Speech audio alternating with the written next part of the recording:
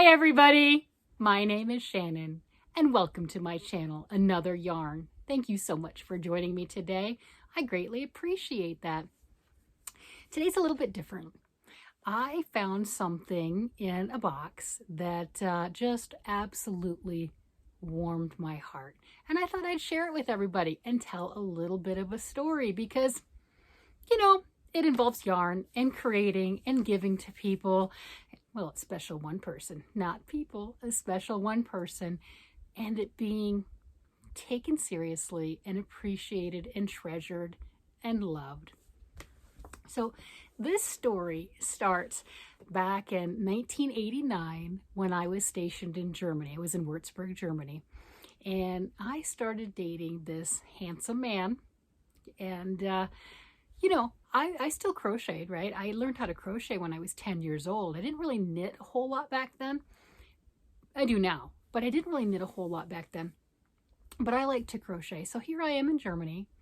I had just turned 20 years old and I'm making things and I'm crocheting, and this is another army guy, right? And you look at it in the time period and, we're both young and he's tall and he's blonde and he's good looking and he's handsome, and everywhere I wanted to go, he was there. I accuse him of stalking me. He says he wasn't stalking me. He said he was available. Well, he was never available before, so that's been our running joke for, 30 plus years. So when do you know it's love? When do you know this is somebody that's really serious, that you're interested in? Now, granted, if you've watched my channel before, you know I've been married for 32 years, and I am so blessed, and I am so thankful to have this handsome man in my life. Well, when I was looking through some stuff, we were looking through some things and everything, and this was a box. It was carefully packed, and we just moved a little over a year ago. So this one was a nice tote. It was in the garage, but it was nicely packed. It was neatly done and everything. And there was something right on top, and it was easy to see. And it warmed my heart. There's something that I made that you wouldn't expect a young girl. Granted, remember, I was 20, right? And he's 21, I think, 22. He's a couple years older than me. So a young girl, not even legal to drink, was in Germany, by the way, but not legal to drink or anything, in a foreign country, right? And making things, thread crochet. I've talked about making thread crochet before. Yes, I definitely did a lot of thread crochet. So I'm sitting in the barracks room and I'm making things. And there was this cute little pattern and I made this. And it's not something that you would give to a young man. I asked him if he wanted it. He said yes. And he kept it. He did. I'll put a picture up to make it easier to see, but he kept this. Look at that. That is a girl doll. You can see her little bonnet right here, and then the arms right here, and the beautiful dress with the flowers at the bottom. He kept this. 1989 is when I made this. I almost cried. He has kept it for that time. Now, if you have young gentlemen in your life that are about 22, 23 years old, and a young woman gives him something like this, what's he going to think? Is that something that he appreciates? You know what? He was a keeper way back in the day. He knew this took a lot of time. He knew this took a lot of energy. And for me to give this, it's something that I was giving, just like I've always said with my knitting. Well, knitting now more so.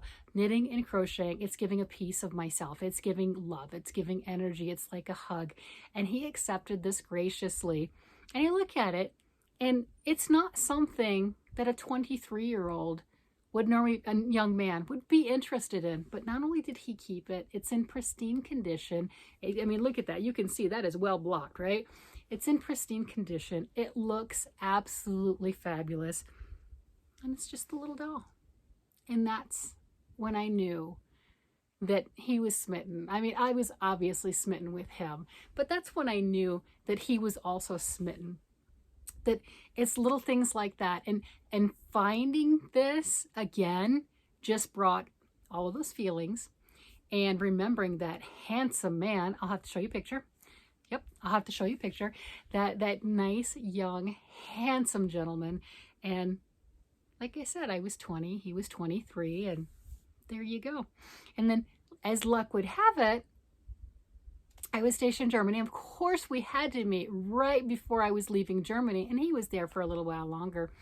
And I did. I left Germany, and this was way back in the day when, you know, you've got mail meant you went to the mailbox, right? And you opened the mailbox and there was paper. Remember paper, right? With stamps and letters. Some of you probably not, but it was snail mail, right? You know, you sent things like that. And then calling, if you were to try to call on the phone, this is way back when, you know, calling from the United States to Germany was between $7 and $9 a minute. So very cost prohibitive. You just didn't make phone calls. And it was just actual letters writing back and forth. So that's what we did. And I left Germany around October, you know, I think either right before or right after Halloween. I don't remember exactly. And he had sent me a letter that stated that he was going to come back and visit his family in Colorado. And he was going to come back and visit his family at Christmas time. Well, I got excited. I did, you know, and I said, okay, I wrote a letter back. He said, I'll pay for half your plane ticket if you come by way of Virginia, which is where I was stationed. Well, snail mail takes a while, if you didn't know. Snail mail takes a while. And by the time he got my letter, he had already realized he didn't have the money to come home. He didn't. And he sold his camera. He sold his camera and he got the money. I didn't know this at the time. He got the money and he came back. He had a 1 month leave time period. He spent 3 weeks with me, and then he was a good boy. He went and visited his mom for a week. He did. And then, you know, typical the way that it is, he went back to Germany, and, you know, I'm still in Virginia, and I got to see him again a year later. And I believe that's when we got engaged. And then the next time I saw him, we got married. And I think if you added up all the days together where we were physically in the same room from the time period that we met until we got married, I think it was less than 3 months. It was over a multiple year period, but it was less than 3 months. And I don't regret it. You can tell I don't regret it. He's still that handsome young man to me. He is still absolutely amazing. And seeing this, it just, that he's kept this for this many years and in such a pristine condition, and he's prized this and treasured this because I gave it to him literally years before we got married. I was 20 years old, and it's still here. It's still gorgeous, and it's just another symbol of love that 23-year-old young man kept from that 20-year-old little girl, first time really away from home and in a foreign country. And he kept that, and it means a lot.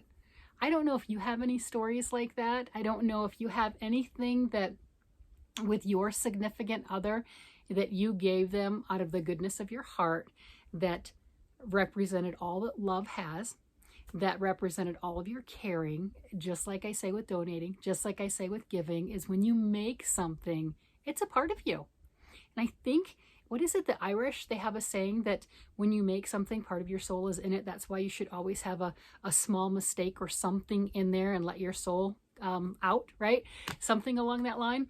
And I believe that to an extent, as far as when you're making something, it's of you. It's your love, your creativity, your energy. And when you give it to somebody, like I did that with my husband, that nice, young, handsome gentleman, he took it in the same manner that I meant it. He knew that that was important. And somehow, even then, he knew that to keep this not necessarily the most appropriate gift for a handsome young man. I mean, this is pretty girly. I'm not going to lie. But he accepted it with love. He accepted it with grace, and he kept it. And, you know, how many years later is this? He still has it. It's still just as beautiful as the day that I made it. And I know that at one time he had this hanging on his wall, right? You know, I mean, he not only had it, he used it. It was on display, or it was where other people could see it and laugh at him. Let's put it that way, right? You know, a 23-year-old young man, and he's got this little girl doily like hanging around. It was definitely in a place that other people could look at and laugh, and he didn't care because I gave it to him. And that, ladies and gentlemen, is a keeper. That is someone that, if you have somebody like that in your life, you hold on to them with everything that you have. You give them all the love and energy that you have, because that's a wonderful, wonderful individual. And that is what I'm blessed with. And he's just made all this possible.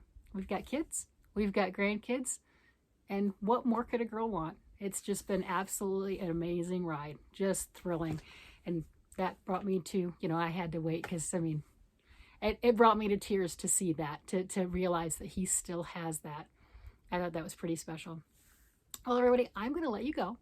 You have a great day, night, evening, whatever it happens to be, and you keep crafting and you keep doing everything that you do and bring light into this world. Thank you, everybody. Bye-bye.